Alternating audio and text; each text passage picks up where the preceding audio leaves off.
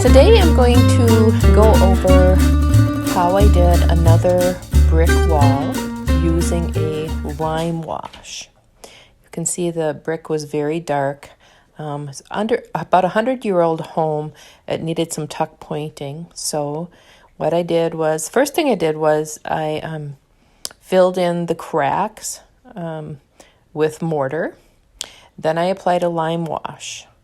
With a lime wash, you use about half water and half product and mix it up well. Use it quite loose.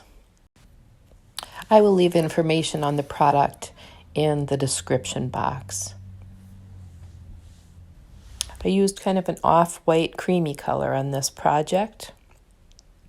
Well, the first thing that you do is you spritz the wall with water. Then you apply your lime wash first to the grout lines. And once you've done all of the grout lines, then you can take a small whiz roller, pour your product into a pan, and use your whiz roller and go over the face of the bricks. From there, you can leave it that way, or you can, after about 10 minutes and it's starting to set up, you can use a damp rag or a sponge to pull some of it off. But I didn't really do that on this job. It's almost 100% coverage. I had talked to the client in advance, and this is the look that she was looking for. Here you see that I'm filling the small gaps using caulk. And the gaps that are too large, I used backer rod to fill in, and then I caulked over the top of that.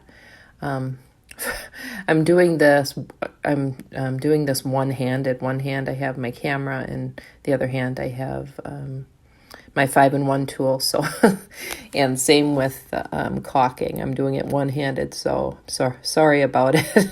It's a little amateurish looking, but I got the job done. I need to use my tripod more often, I think.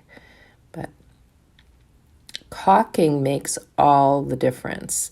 Sometimes you don't think a little crack is going to matter too much, but once you actually fill it and cover up imperfections like that, you realize, man, it makes such a huge difference. Once that dries, then I went back with the sidewall color and painted over it. A little tip about caulking. My brother taught me to caulk many years ago. He was a carpenter. Is to have a damp paper towel or rag close by and use your index finger, but get it damp first and then wipe it off on the paper towel. And you just keep going at it until you're happy. And then let it dry. Sometimes it takes a couple hours to dry. This is the end result. Client was very happy. It brightened up the entire room. Really, really lovely.